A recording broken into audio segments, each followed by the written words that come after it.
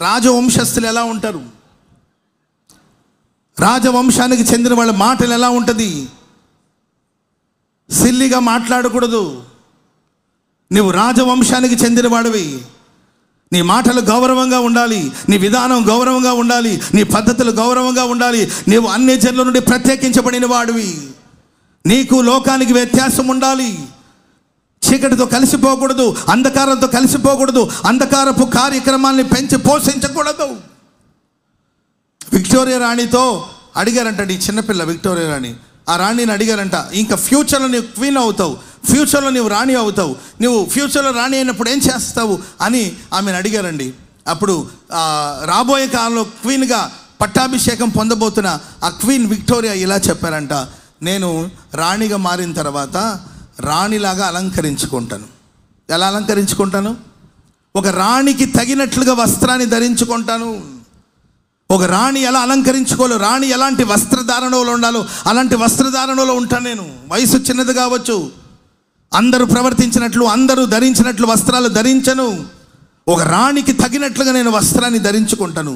రెండవదిగా, నేను ఎక్కడ నిలబడినా నేను రాణిలాగా నిలబడతాను.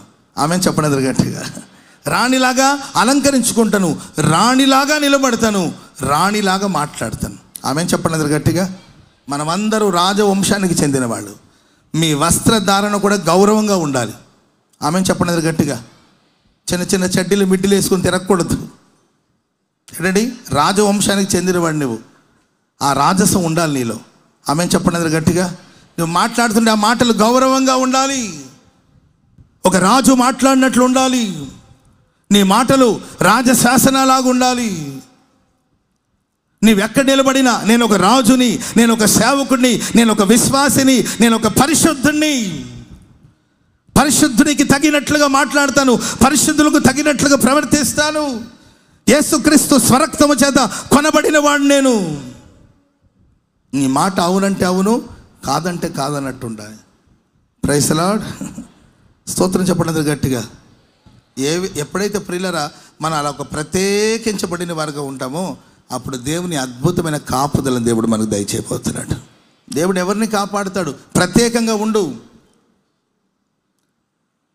పంది మరల బురదలో దొర్లినట్లు, కుక్క తన వాంతికి తిరిగినట్లు రోత పనులు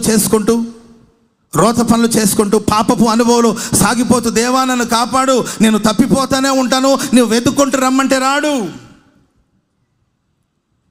వారం వారం నేను తప్పిపోతుంటాను, మరలా నీవు నన్ను వెతుక్కుంటూ రమ్మంటే దేవుడు రాడు.